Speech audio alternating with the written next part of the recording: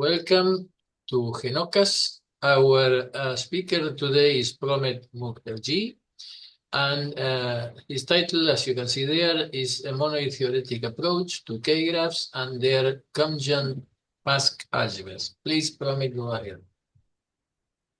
Thanks a lot, Professor Cortinius and Gisela, for inviting me and giving me this opportunity. So as you can see, my title is a monoid theoretic approach to K-graphs and their Kumjian-Pask algebras. This is actually collaborative work with Professor Roozbeh Hazrat, David Pask, and my doctoral advisor, Professor Sujit Kumar. Okay, before going into the technical details, let me just give you an overview.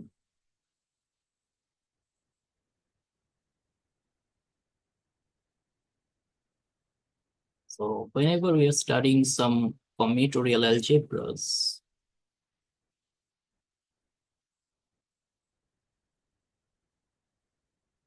it may be graph algebras or any algebras constructed from shapes of finite type or any type of combinatorial algebras. It is useful if we have some type of invariance, either constructed from the combinatorial data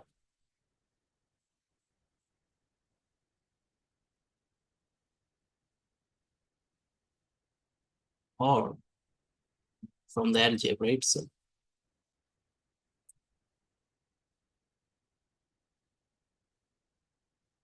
Which can classify these algebras up to certain type of equivalence relations, or at least give us a very good picture about the algebraic properties of the algebras concept. So as far as graph algebras are concerned, it is found that the K-theory, that is the Grothendieck group, and sometimes the graded version, whenever your algebra is graded by some group, these stuffs are found to be quite a good invariant for classifying the algebras, right? However, the problem with these K groups is that due to their algebraic complexity, often it is hard to compute them. So to tackle that obstacle, what we can do is that if we can associate the algebra A, suppose your algebra is A, which is a combinatorial algebra,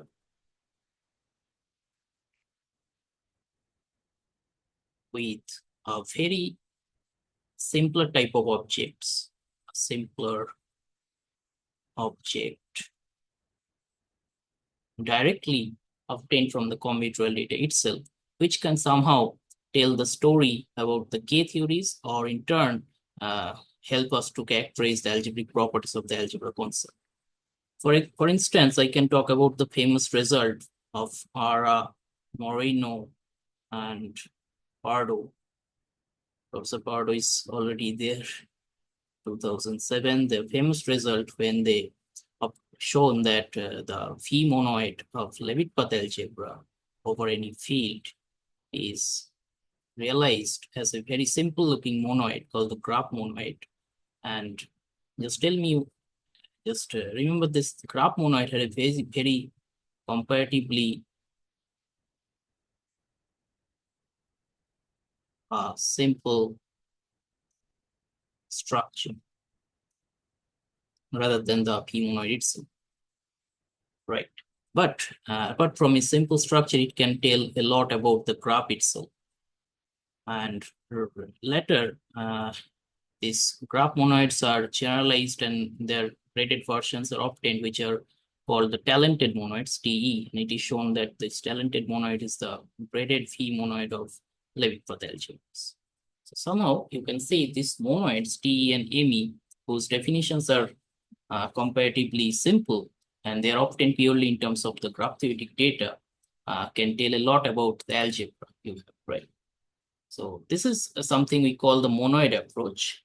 That means you just associate a monoid with your combinatorial object and try to connect the properties of your algebra and geometric properties of your graph with the monoid theoretic properties of the monoid. It may be the graph monoid or the talented, right? So today I'm going to talk about such a monoid theoretic approach in the study of a certain combinatorial object, which we call the higher rank graphs, right? Higher rank graphs, which give us a higher dimensional generalization of directed graphs.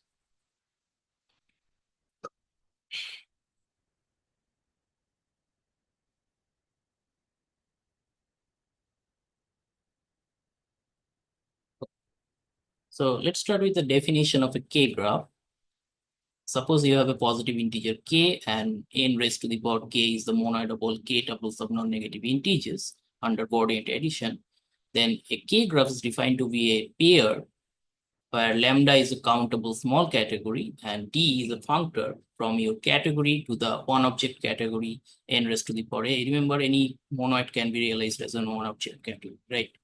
So you should have a functor d from lambda to nk, and this functor should satisfy a very peculiar property which we call the unique factorization property, which formally says that whenever the d image of any morphisms can be written as the sum of two k tuples m plus n, then there should exist unique morphisms in your category lambda, such that lambda can be written as the composition of mu1, mu2, and their d images are m and n respectively. This is something very technical, but let me tell you that the motivation comes from the path category of a directed graph. So you all know about path category. Suppose you have a directed graph E and you just consider any path, any finite path, let's say a path of length 5. There are 5 edges, E1, E2, E3, E4, and E5. So the length of this path, we name this as P. The length of this path is 5, which I can factorize as a sum of two integers in different ways, like 3 plus 2 or 4 plus 1, 1 plus 4, etc. Interesting fact is that corresponding to each such factorization, what you can do is that you can break your path into two subpaths. For example, if I consider this factorization 3 plus 2, you can break P into two parts, Q1 and Q2, where Q1 is a path of length 3 and Q2 is a path of length 2. And you can do it exactly in a unique way, right? There are no ways to do it. Somehow this property, which is very obvious in the level of path categories, this is generalized to give us the unique factorization property.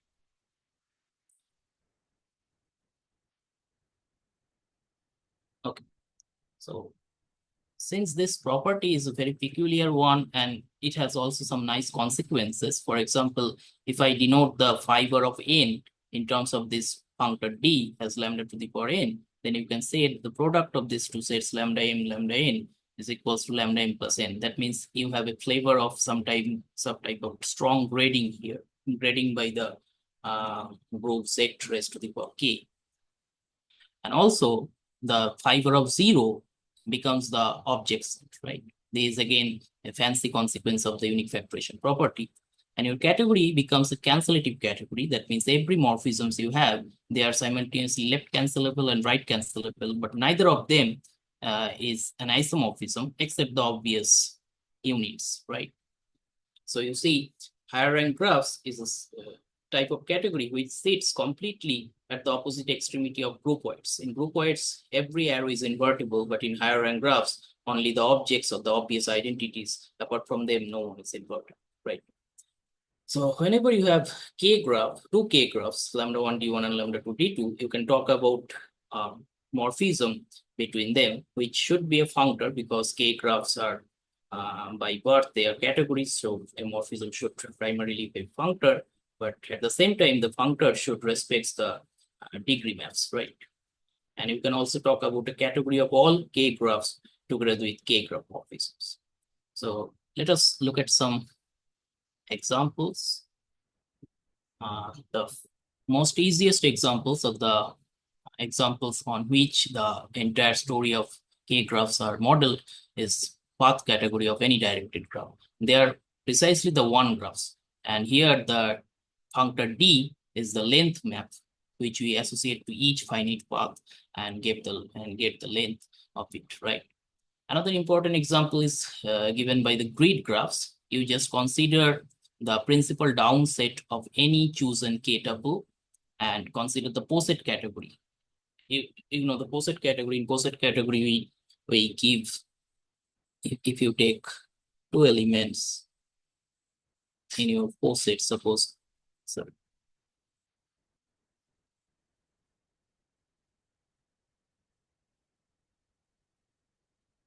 you have two element x, y in your poset, and this P is your object set of your category, and you will take this pair as a morphisms in your category if and only if x is less than equal to y in the relation in the partial order, right?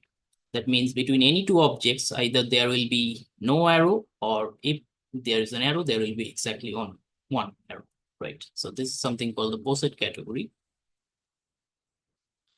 And if you take the poset category of this principal down set of n, then you get something called the grid graph. And if you does not restrict yourself to any particular principal down set, rather take every k tuples, and the corresponding poset category will be called the infinite grid graph. This is something we call the one skeleton of the grid graph. I have drawn here the one skeleton of omega 2, 3, 2. That means it's a 2 graph, and I just consider all the 2 tuples lying below 3, 2 in the coordinate wise ordering, right? And if you have this colored directed graph, to each k graph we can associate such a colored graph, which we call the one skeleton, where we just draw the objects as vertices and draw only those paths whose degrees are the basic k tuples.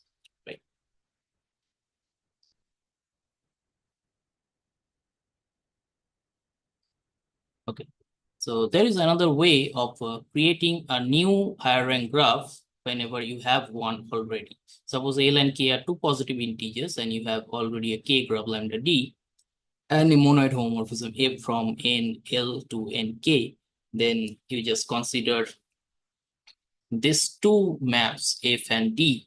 So these two maps F and D in the category of all small categories with functors, then consider their pullbacks, and you will get this object that is consisting of all pairs of the form lambda and n, where d lambda is equal to fn. And defining the source, range, and degree in this way and composition in this way will obtain an L graph. There is something called the pullback of your given K graph via this monoid homomorphism. For example, let me give you a very simple example.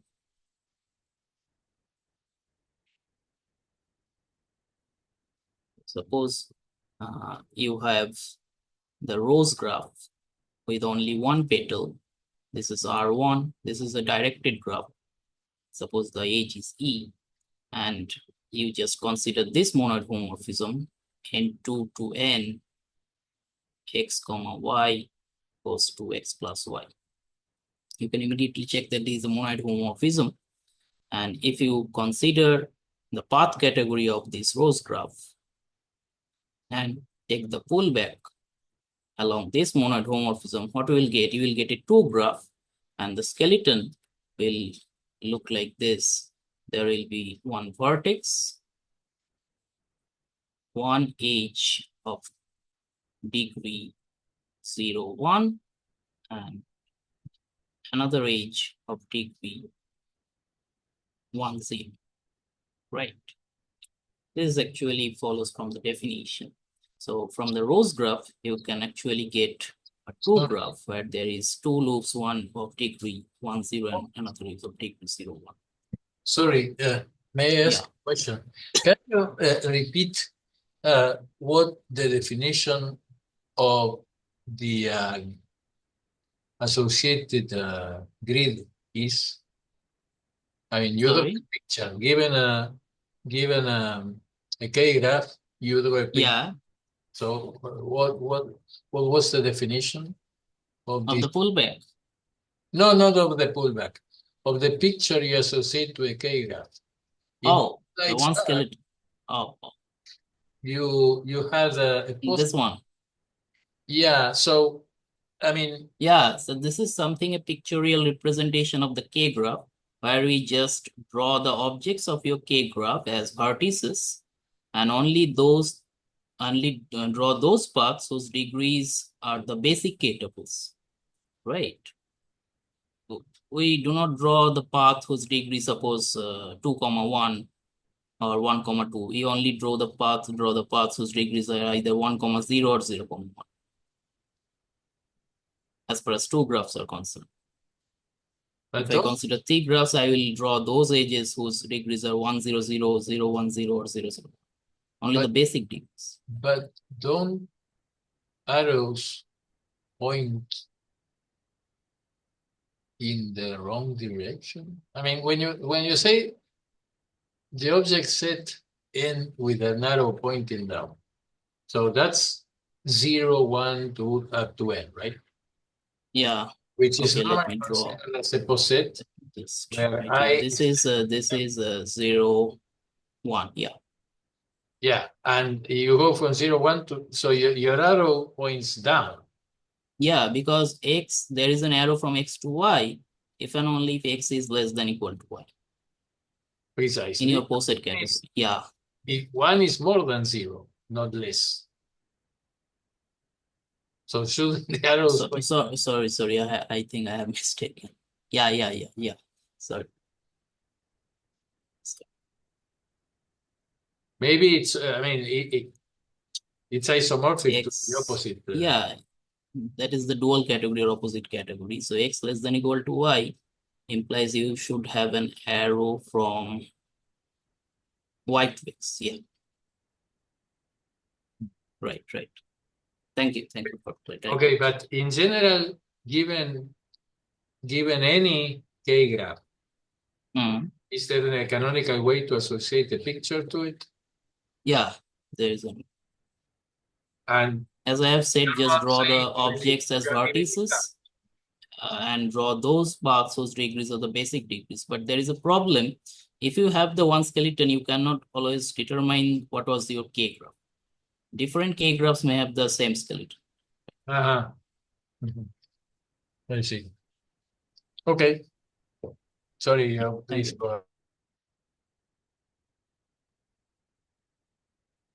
Okay, so I have given you an example of pullback.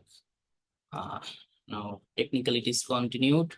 Suppose we have a K graph lambda, choose any vertex phi and any degree n. By phi lambda to the power n, we denote the set of all paths whose range is phi and degrees is n. Similarly, lambda and phi is the collection of all paths whose source is phi and degrees in n. And this is the definition of row-finite K graph without sources. We are mainly concerned with this type of K graphs. Among the K graphs, this type of K graphs are the most simplest one. There are other variants also, for example, locally convex K graphs and finitely aligned K graphs. So what is the definition of row-finite K graph without sources? That means you choose any V, any object, You choose any object V and any direction n belongs to nq. There should exist a finite number of paths, say lambda 1, lambda 2, lambda 3, whose degrees are n and range phi. And this should hold for every vertex and every direction, right? If this happens, then we say that our K graph is row finite without sources. So you definitely point in the opposite direction. No, range should be V. I think I have drawn correctly this time. Yeah, no, but source. The source. Yeah. Okay. This is V. Okay. So this is your path, right? So range is V. Yeah. Okay. And here is the definition of infinite path. There is something different from the usual way we define an infinite path in a directed graph. In case of directed graph, we just define in this way that it's an infinite sequence of edges. But here, a more general definition is that an infinite path is the k-graph morphisms from your infinite grid graph to your k-graph lambda, right? That means it's a functor which respects the degree maps. And by lambda infinity, I denote the set of all infinite paths. Similarly, you can extend the range map which you have in your k-graph lambda to the set of all infinite paths by defining range of x is the x image of 0, right? 0 is a object in your infinite k, right? Similarly, v lambda infinity is the set of all those infinite paths whose range is phi. And you can also talk about the shift map as we define shift map in the study of symbolic dynamics. This captures the dynamics in the world of infinite paths. Suppose you have an infinite path x, then you shift it by k tuple p, and you get a new infinite path sigma px. And an infinite path will be called eventually periodic if there exist two different p and q's, k tuples, such that sigma px, that means the p shifted path and the q shifted path are same. And if does not happen, if that means if there are no such p and q, then we call that our infinite path is aperiodic. Kumjian-Pask in their paper, when they define the sister algebra of higher rank graphs, they call the k graph to be aperiodic if there is an periodic infinite path x with range p, where p is any vertex. That means if you take any vertex, there should exist at least one aperiodic infinite path with p as the range, right? There are several other criteria for checking aperiodicity. As the definition of k graphs generalizes, the aperiodicity criteria also changes. For example, there is a certain criteria by Lewin and Sims when they used it for finitely aligned k graphs, and we will use it in our proofs. However, if you restrict yourself to row-finite k graphs without sources, all the aperiodicity criteria are equivalent. Okay. For the next definition, you actually need the notion of hereditary insaturated subsets, but I'm not going to that because the definitions are quite analogous to the existing definition of directed graphs. So if you have a hereditary saturated subset, you can take the quotient of your k graph by that subset. That means you take only those paths whose source lies outside H. This implies that the range also lies outside H, because here our hereditary subsets mean if the range of a path is in H, then the source should be in H, right? Interestingly, if lambda, the starting k graph, is a row-finite one without sources, then any quotient of it will be a row-finite k graph without sources. And the k graph will be called strongly aperiodic if any quotient of it by a hereditary subset is so. And the last definition is cofinality, which tells that if you have let's say an infinite path x, right? This is the range. Sorry.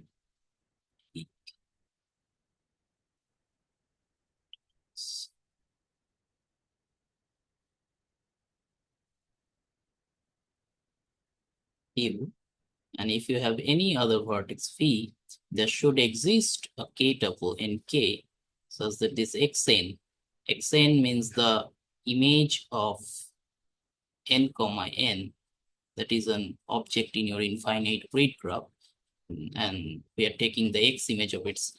So this is a vertex in your k graph, right?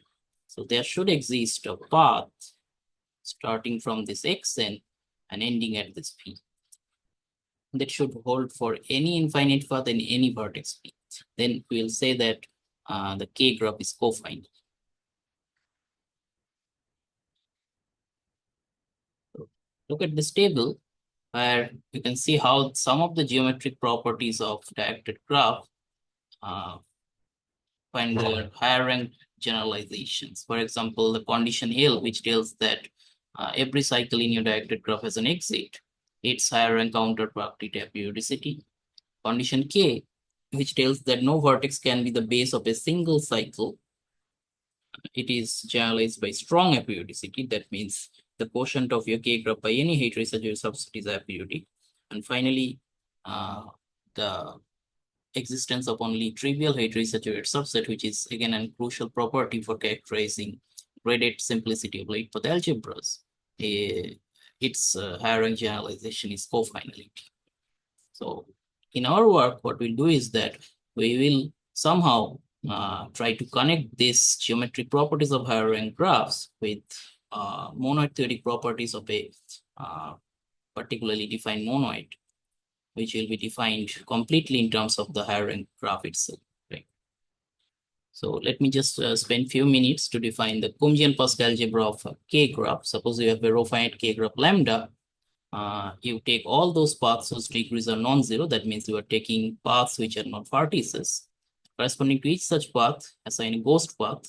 You can just consider it's a path in a reverse direction. And then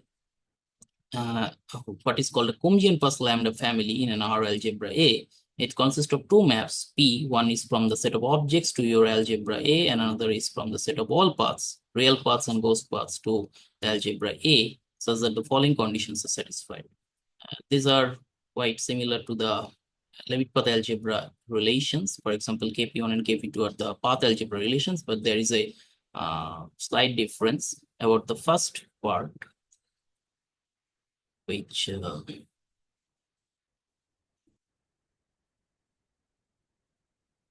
this one. This is not there in case of Leavitt path algebra, because in Leavitt path algebra, your generators are the vertices, edges, and ghost edges. If you multiply two edges, you do not get any edge, you get a path. So there is no relation of this type. But here, since we are taking the generators as paths, we need to consider the multiplication of representative of two composable paths, and that should be the representative of the composed path, right? So there is an additional relation here. And KP3 and KP4 are the higher rank generalization of Wunsch-Krieger relations, Wunsch-Krieger 1 and 2. Sorry, if you do not, if you exclude KP4, right? Yeah. Do you get the algebra of some semigroup? Yeah. I think there is a paper of Farthing, Molly, and Int when they considered higher rank graph inverse semigroup. It is the higher dimensional generalization of graph inverse semigroups. And if you consider only these relations except the KP4, I think you will get that inverse semigroups. That's the S, I mean the S muse form. Yeah. Is form a semigroup, an inverse semigroup. Yeah, inverse semigroup.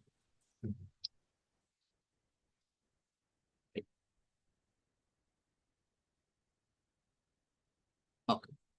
So this is the result of Arnapino, Clark, and Huben Ribbon. They showed that given any row-finite K graph lambda and a commutative unital ring R, you can always have an R algebra which you denote by KPR lambda, which is generated by a Kumjian-Pask lambda family, which is somehow universal among all Kumjian-Pask lambda family in R algebras, right? That means it satisfies a certain universal property. This is the Kumjian-Pask algebra of lambda, and likewise the Leavitt path algebra has a natural Z-graded structure, or Kumjian-Pask algebras are equipped with a natural ZK graded structure.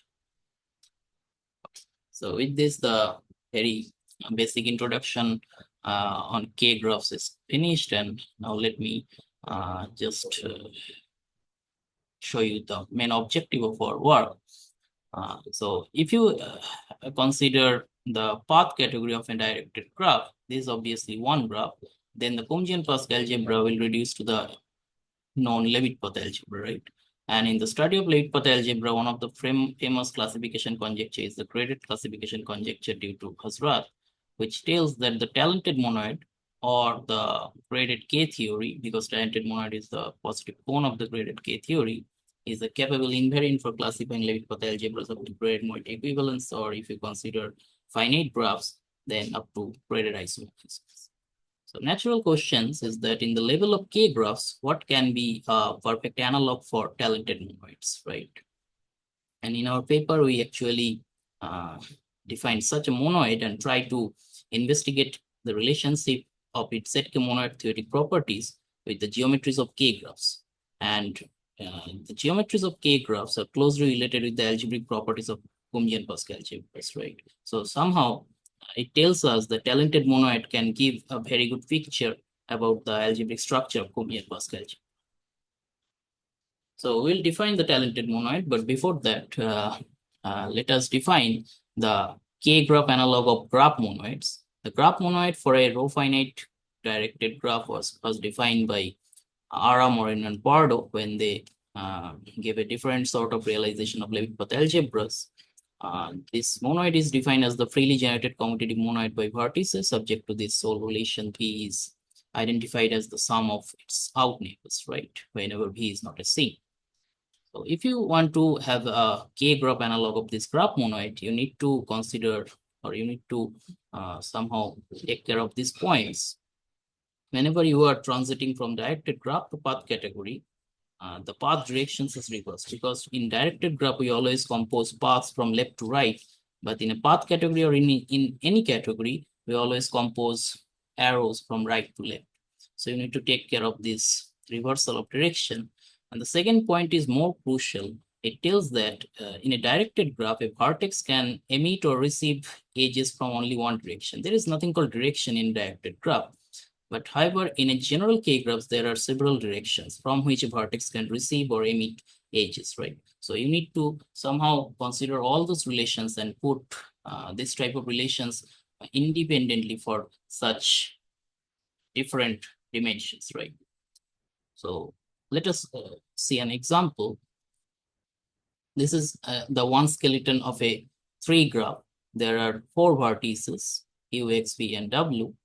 And if you apply the relations we have for graph monoids independently for each directions, you will have this monoid M. It is a monoid generated by 3 elements U, V, W with this relations U equal to U plus V and equal to plus W. The interesting fact is that this monoid was considered by Araker and Wareham, and they have shown that this monoid, it is a finitely generated conical refinement monoid, but it cannot be realized as the graph monoid of any row-finite waveform. Also, it cannot be realized even as the direct limit of any graph monoid, right? So somehow this monoid, which lies outside the world of graph monoids, we can capture this as the monoid of a certain K-graph, right? Okay, so this is the relational description of K-graph monoid. Let me just explain in a very simple way. Suppose, first let me explain these relations, arrow suffix I, what are they? Suppose you choose any I from your set of integers 1 to k, suppose I is equal to 2, and you will assign a certain relation on the monoid freely generated by the set of objects, not in this way. Suppose you have a sum of 3 vertices, x1 plus x2 plus x3, because the elements in this monoid are just n linear combination of objects. So suppose you have the sum of 3 vertices, and you will transform this sum to get a new element here. How will you do that? You just fix any vertex of your choice. Let us pick x2 and just keep the others as it is. So x1 plus x3. But we will replace this x2 by a certain sum. We'll look at the K graph. There is this vertex x2, and we'll consider those paths whose degrees are this EI, that means the ith basic K tuple, and range x2, right? So we'll replace x2 by the sum of the source of such paths, source lambda j equals to 1. I think you can understand how these relations, basic relations, are defined. Next, what we do is that we have k basic relations, and we take the reflexive and transitive closure of these relations and to get a new relations which we denote by this arrow, and this tilde is the congruence generated by this relation arrow. Finally, if we quotient our free monoid f lambda by this tilde, we get a monoid which we call the k graph monoid of our k graph lambda. As the definitions are given, you can see each relations are zero restricted. Zero is related to zero itself, which proves that your k graph monoid is always conical.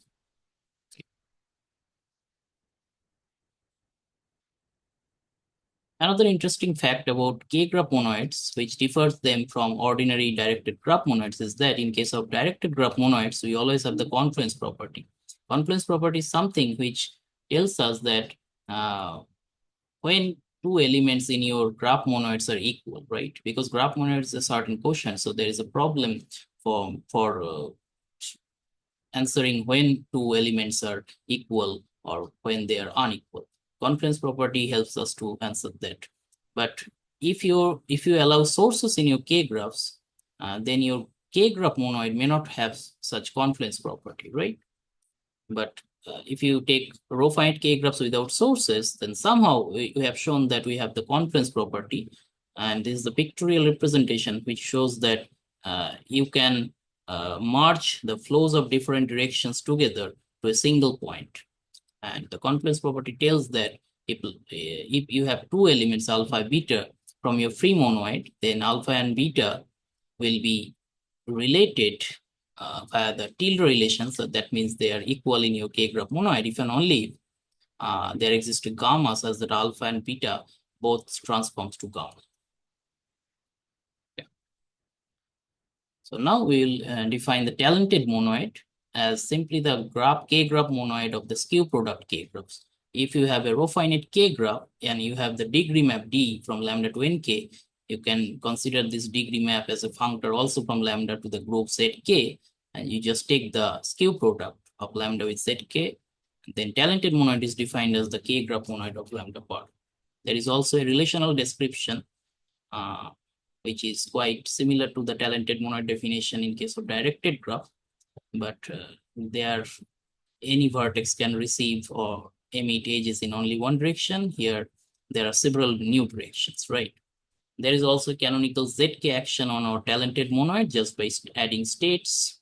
And also if you take the path category of a directed graph, then your talented monoid, which is defined in our definition, will be same as the talented monoid defined by Hazrat and Lee in 2020, right? There is a very simple example where you consider the cycle with length 4 and take its pullback along the monoid homomorphism I explained earlier. Then you will get this two graph with this skeleton. When you apply the relations of the talented monoid, you will show that the talented monoid of this two graph will be the direct sum of 4 copies of the monoid of natural numbers. And the action of the group Z2 is as follows. You just take any two tuple and any fourth tuple from your monoid, then n ABCD, that is the action of n on ABCD, will be just by permuting the entries n times cyclically, where capital N is congruent to the sum of n1 plus n2 modulo 4. Now I'll keep two types of different realization of talented monoid. The first one is from a K-theoretic perspective. In this theorem, which we show that the talented monoid is the direct limit of a certain directed system. This directed system were considered by Roozbeh Hazrat, Lee, and Sims when they were studying the P monoid of Kumjian-Pask algebras, right? And in our work, we have shown that this direct limit is the talented monoid. And if you club this together, you can immediately obtain the talented monoid is the positive cone of the graded K theory. This is something very nice because it gives the first stepping stone to the fact that the talented monoid is actually the right thing on which we should give our focus, because the graded K theory, which is supposed to be a possible invariant, has its positive cone as talented, right? Another important realization of talented monoid is from a groupoid theoretic point of view. If you have ample house of groupoid, you can collect all the compact open bisection of it, and you will get a Boolean inverse semigroups, right? And the graded type semigroup of the groupoid is the type semigroup of the skew product groupoid if you have a gamma graded ample groupoid, right? So skew product are actually defined exactly in the same way as covering graphs or skew product K graphs. This is in the groupoid level.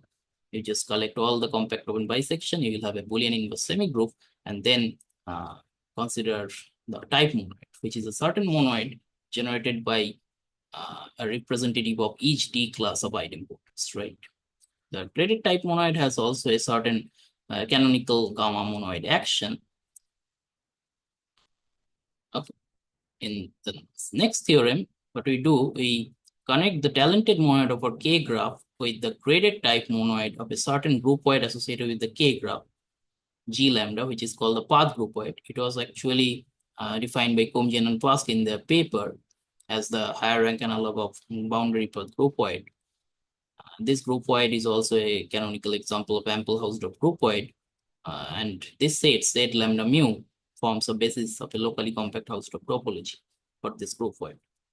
You can see the talented monoid T lambda is ZK monoid isomorphic with this graded type monoid, which at once proved that talented monoid is a conical refinement monoid. Okay. Now, what we'll do, we characterize some of the important geometric properties as I have promised, like cofinality, aperiodicity, and strong aperiodicity via the monoid theoretic properties of talented monoid, right? First, cofinality. For this, we need to have some preliminaries of commutative monoids. In any commutative monoid, you have this algebraic preorder, which is defining this way: x less than equal to y if y can be written as x plus z for some z in M. And an order ideal with respect to this preorder is a submonoid, which is also a downset with respect to this order.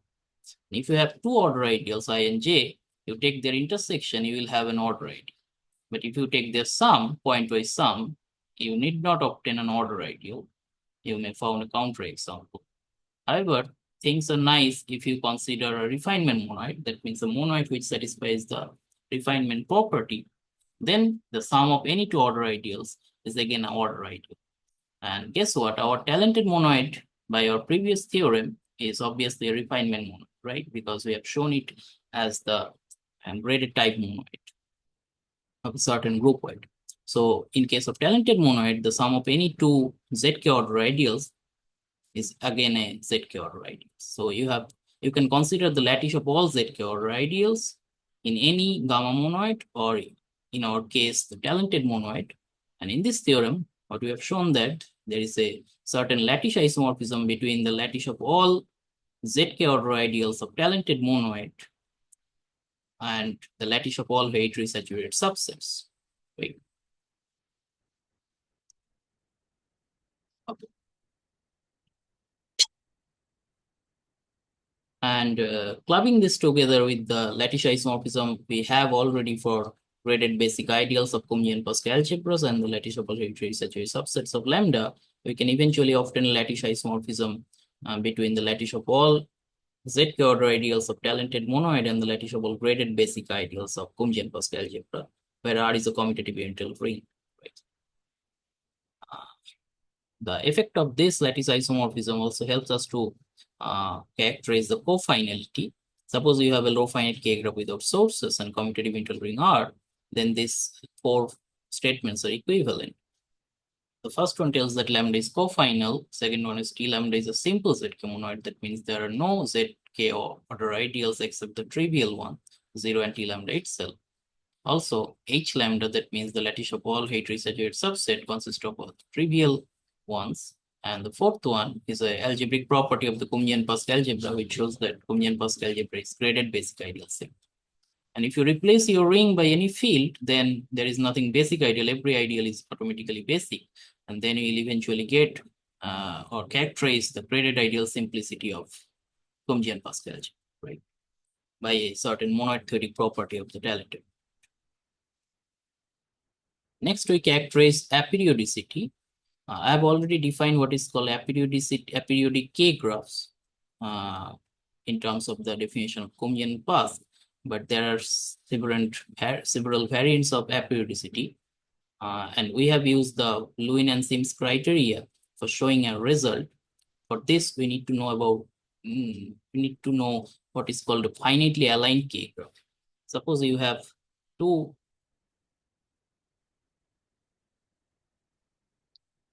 paths in your K-graph, lambda and mu. Sorry, lambda and mu. They should have a common range.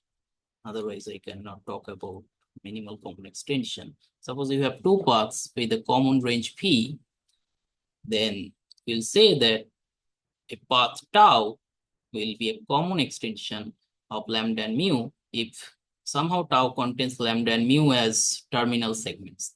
That means there should exist an alpha and beta in your K-graph such that tau is equal to lambda alpha equal to mu beta. If this happens, then tau is called a minimal common extension. Sorry, common extension. And the minimality is given by the extra condition that the degree of this tau should be the join of degrees of lambda and mu. That means, in some sense, the smallest such path which can contain lambda and mu. For two lambda and mu, it may happen that there are no such minimal common extension. For example, if lambda and mu have different range, then they will never have a common extension, right? But if they have a range, common range, it may happen they have a common extension. It may happen that they have no such common extensions, right? And your K-graph lambda will be called finitely aligned if the set of all minimal common extension of lambda and mu is finite for any lambda and mu in your K-graph. Look at this flowchart, which actually depicts the relationship between some classes of K-graphs. For example, row-finite higher-rank graphs I have already described. Row-finite higher-rank graphs are obviously finitely aligned, but there are some examples of finitely aligned K-graphs which are not row-finite. And directed graphs, irrespective of it is row-finite or not, a directed graph, or more precisely, its path category, is a finitely aligned higher-rank. But this class is much bigger, and we have proved our result for this general class of K-graphs. And that is the Lewin-Sims criteria for aperiodicity. A finitely aligned K-graph is said to be aperiodic if whenever you have two different paths, alpha and beta, with same source, then you should have an eta which end at the source of alpha, such that alpha, eta, and beta, they do not have a minimal common extension, right? We use this aperiodicity criteria to characterize aperiodic K-graphs via the monoid theoretic property of talented monoid. What is the corresponding monoid theoretic property? Suppose you have a gamma monoid M, then the action of gamma on M is said to be free if every non-zero element of M has trivial isotropy. Isotropy subgroups means the collection of group elements which fixes, stabilizes the element M. If every non-zero element has trivial isotropy, then we said the action is free. And look at this theorem, which shows that if lambda is a finitely aligned K-graph and Zk acts freely on T lambda, then our K-graph is aperiodic. But the bad news is that it is only in one direction. The converse is not true in general. We have found some examples. I have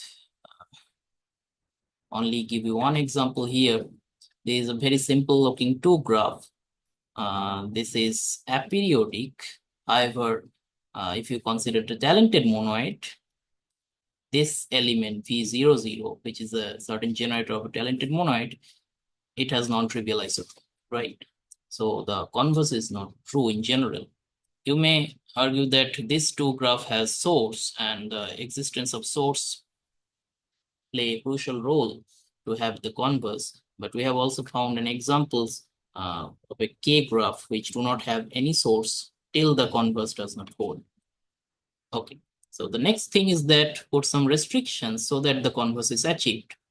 And we have done this by characterizing line points in a K-graph. A vertex is said to be a line point if there exists only one infinite path with the vertex as the range, and that infinite path should be aperiodic, right? By PL lambda, we denote the set of all line points. It is a hereditary subset, but need not be saturated. And this is a monoid theoretic definition again. An element in a commutative monoid is called a unit if it lies below 0 in the algebraic preorder. And a non-unit is called an atom if it cannot be written as the sum of two non-units, right? And this is the characterization of line points. A vertex V is a line point in your K graph, even only if the corresponding generator in talented monoid V0 is an aperiodic atom. And this does not depend on the state I have written in the parentheses. It is true for any n, right? So that means Vn is an aperiodic atom in T lambda for any Zk, right? And a commutative monoid is called atomic if every non-unit can be written as a finite sum of atoms. And then we have a restricted type of converse of our earlier theorem, which shows that in the assumption that under the assumption that T lambda is atomic, we have the equivalence of these three statements. Lambda is aperiodic, each atom of T lambda is aperiodic, and Zk acts freely on T lambda. Okay. The last thing we will characterize about the geometric properties of a K graph is strong aperiodicity. That means the quotient of your K graph by any hereditary saturated subset is aperiodic. For this, we first realize the quotient of talented monoid by a Zk order ideal. By our lattice isomorphism theorem, if you can remember, any Zk order ideal is actually obtained from a hereditary saturated subset. In this lemma, we have shown that if you take the quotient of talented monoid by any Zk order ideal, that means by this congruence, we will obtain another talented monoid, that is the talented monoid of the corresponding quotient graph, where Hj is the hereditary subset defined in this way. So you have this Zk order ideal here. J is a Zk order ideal,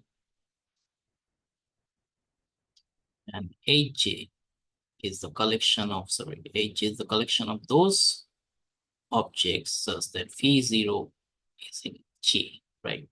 This is a hereditary saturated subset. And the smallest Z order radial containing this hereditary saturated subset is J itself because of our lattice isomorphism, right?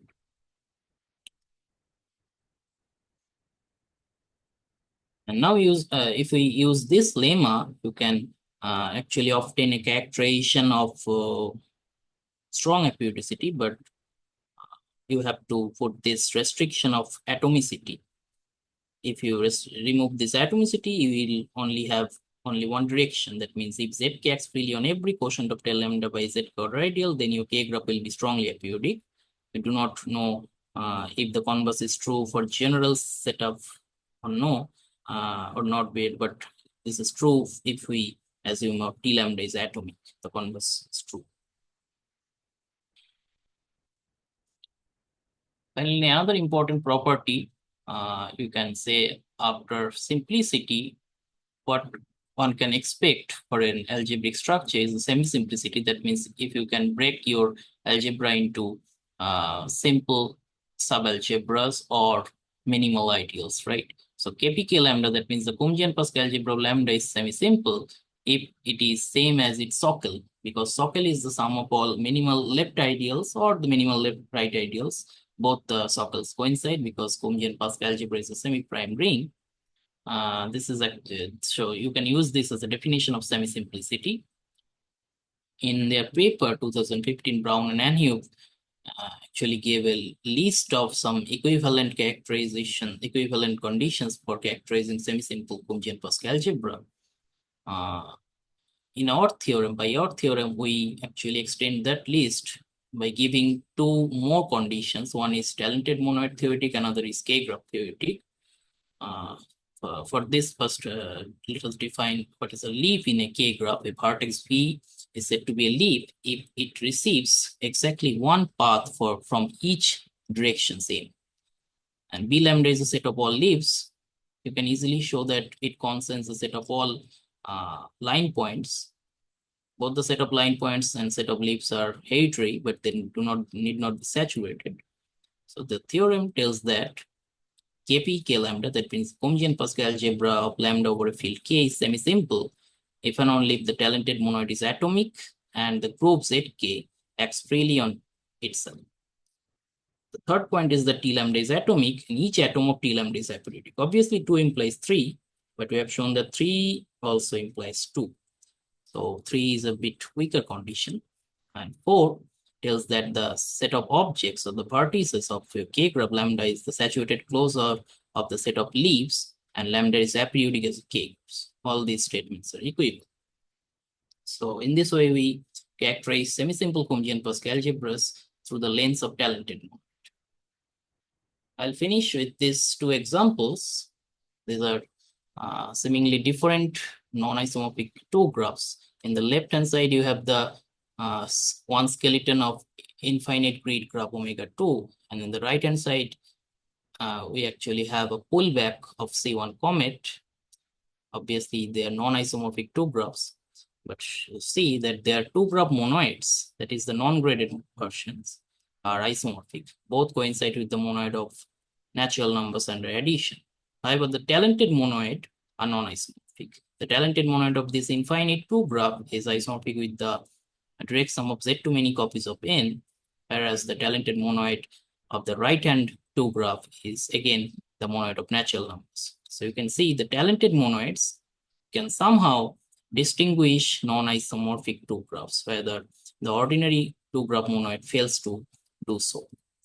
Both the talented monoids are atomic and Z2 simple, but here in the left-hand two graph, each atom is aperiodic, which is not the case for the talented monoid of this right-hand two graph. Here, U and V both are atom, but this atom U00 in your talented monoid is not aperiodic. It has non-trivial isotropy.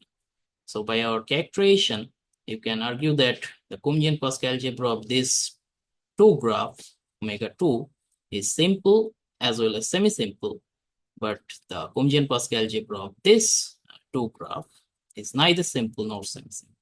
So they have very different looking Kumjian-Pask algebra, which cannot be distinguished by the graph monoids, but can be distinguished somehow by the talented monoids. This is something you can say as the talent of our monoid over the ordinary K-graph monoids, right? So with this, I finish my lecture. These are some of the references. And this is our paper, which is now in archive. You can go through it for the proofs of the results. And thank you all. Thank you for the nice talk. I have two questions. One is, so what was the definition of atomic? And okay. How often does it hold that the talented monoid is atomic? Because you seem to need it for all the last few results. Yeah. So that's just show you the definition of atomic.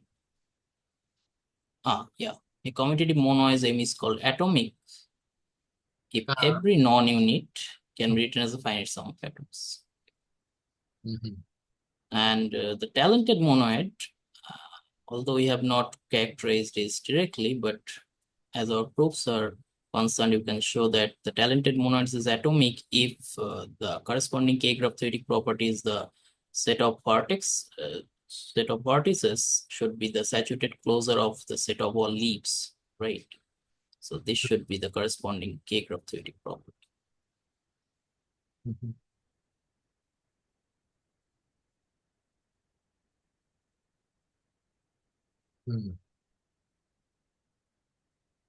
I see. And so the second question is, for one graphs, yeah, there are these results that you can build out of a monoid. You can build an algebra whose V monoid, whose von Neumann monoid, is the given monoid. And similarly, you can build a graded algebra whose graded from Neumann monoid is the given monoid with an action. Yeah. So is there anything like that for K-graphs? We still do not prove that for higher rank graphs. We have the proof for graded versions. We have shown that the talented monoid is the graded V monoid of Kumjian-Pask algebras, but we do not know about the non-graded one, because for that we need Bergman machineries. Okay, and Bergman machineries are quite hard to translate in the K-graph setting, I think. Yeah, but I think it can be done if you go through the Bergman's paper and translate everything in the K-graph setting. Okay. Then you may have the non-graded version. Okay, thank you. So are there any questions from the audience?